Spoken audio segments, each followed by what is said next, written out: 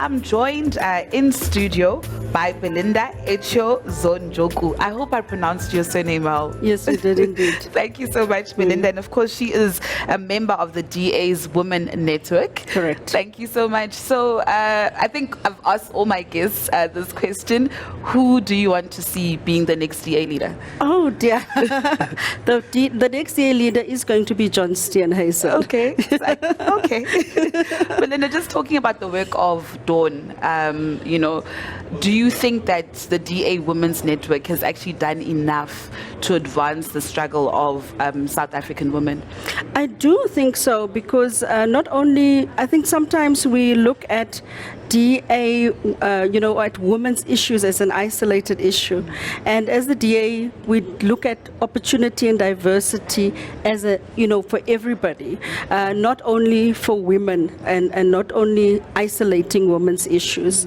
In the DA, obviously, we've seen there's been a long history of strong women leaders, starting as far back as Helen Suzman, where she stood for 13 years, being the lone voice in Parliament, fighting for the rights, not only women, but for the rights of the oppressed, which is black people.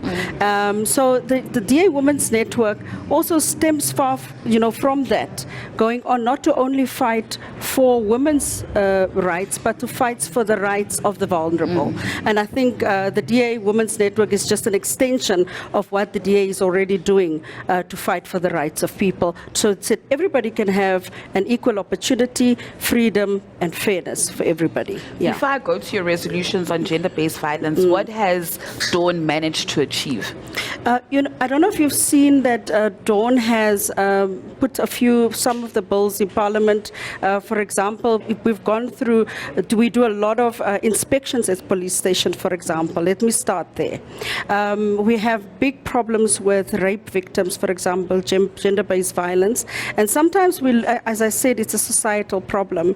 We look at gender-based violence as a societal, as an individual issue, when it should be a societal issue, a socioeconomic issue that results from whole society, jobs, people not getting jobs. If women are not empowered, they are not able to take care of themselves. They are not able, they are vulnerable to men who might, abuse them, and that's mentally withholding monies and also beating them up, obviously, physical violence. And Dawn has been at the forefront of going to do inspections at police stations, for example, to check if there are sufficient assistance when rape victims, for example, come. Do they have rape kits? Is there space for women? I'm just going to use a simple example. As Dawn, we went to the Alexandra police station. We had an elderly lady. They robbed her. She went they broke into her house. She was robbed. They raped her. She got to the police station. We sat for almost 2 hours trying to get assistance from the police. It took me to have to phone somebody at the province to be able to get assistance. When we finally got assistance, there was no space for this old lady to explain to them what happened. So Dawn has gone through to some of these police stations to be able to at least put a bit of pressure on them and not only women. And I think as I say, we always isolate the issues of women.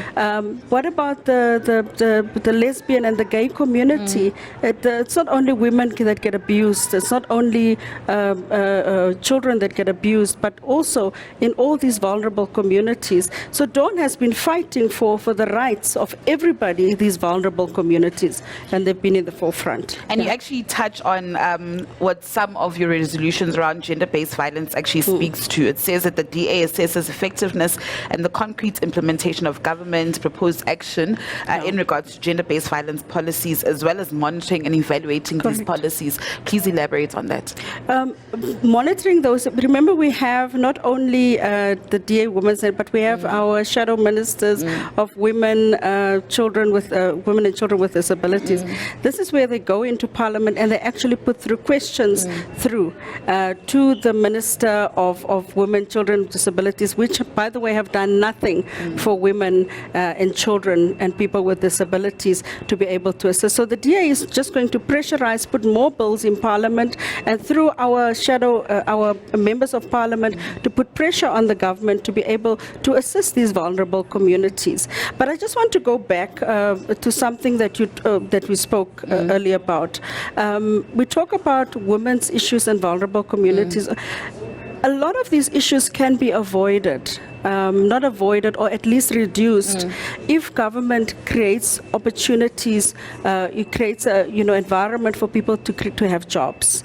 You'll find that a lot of the problems that are experienced are in poorer communities, and in most of these poorer communities, it's people who are reliant on grants, who are reliant on their boyfriends, who might be on drugs and things like that. A lot of the problems that also occur in the poorer communities is the boyfriends, for example, might be unemployed as well, and frustrations, come back drunk, and they take out their frustrations on the children and the women. Now, if women are not in those position, if they are not in a position where they are reliant on either government or on a man, they would be able to make better decisions for themselves. They would be able to be in areas, or move to areas, or move out of harmful situations.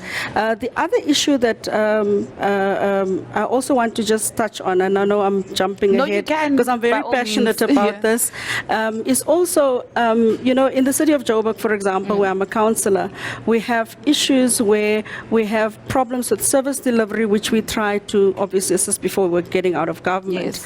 And issues of women is everyday issues. Where there is a pothole on the road, for example, it is a woman's issue, because if your car gets stuck as a woman, I need assistance. You need assistance. Somebody might come and say they will assist you. You don't know if they really are the AA, or they, if the light is not working, you're in the dark. It's a problem. If the grass is not cut, the children or you or your child might need to walk through that field to get to where you live, and you could get raped or accosted by armed robbers or things like that. So the women's issue, we make a mistake when we treat the symptoms of dealing with what have we done for women. And we always try and isolate the issue of gender-based violence.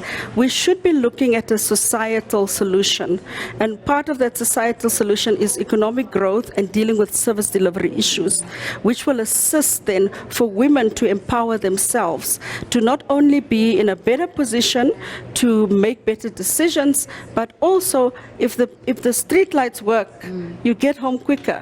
If the road works, you get to your house, and you're able to be safe behind your gated community. Or you can even move out of an area where you feel you are no longer safe.